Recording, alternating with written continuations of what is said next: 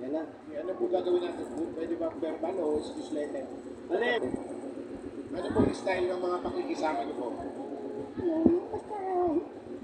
Kahit hindi ka kumbidado, makisalimuha ka. Pumasok ka sa bahay, pag nagdahan. Ayun, mga aso, ha? Ay, naku. Oo. Hali kayo, pwede na, pwede na. Ano niya?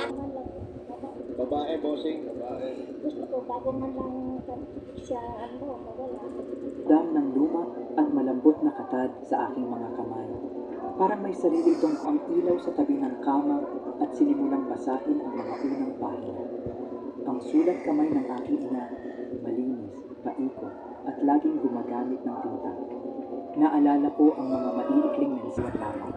Tungkol sa panahon, sa mga gawain sa simba pagbabasa, may isang entry, ipinagpatuloy ko ang pagbabasa. Hindi dapat malaman ni Teresita, kailanman.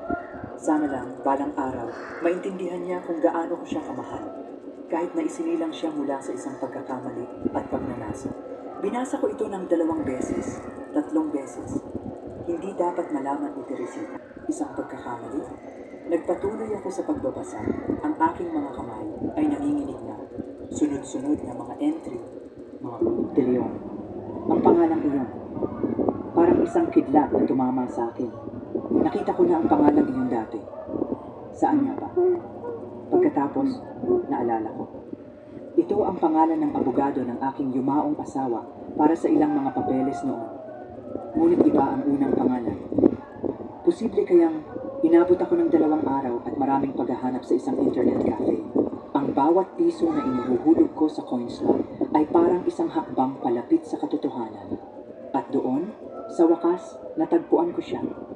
Leonard De Leon, isang retiradong abogado na dalubhasa sa mga mana.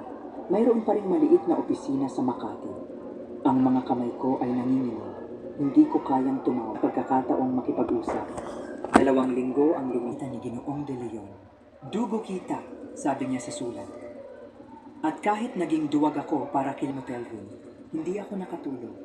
Nakatitig ako sa kisame tulad ng ginawa ko sa loob ng maraming buwan. Ngunit sa pagkakataong ito, isang ngiti ang unti-unting gumuhit sa aking mga labi. Akala nila, itinapon na nila ako. Akala nila, tapos na ako. Ngunit hindi nila alam, hindi pa ako tapos.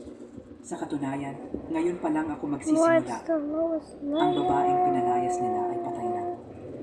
Isang bagong Teresita ang isinilang mula sa abo ng kanyang nakaraan. At ang Teresita na ito ay may plano.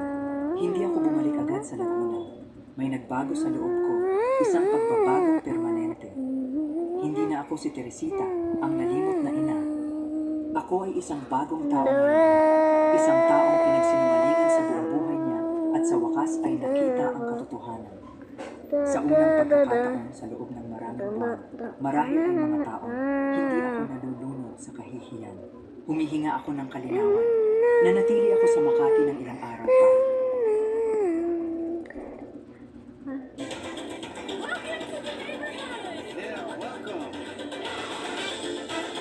Full version.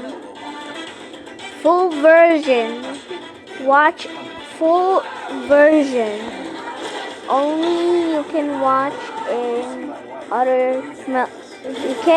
on other Mem Playground YouTubers.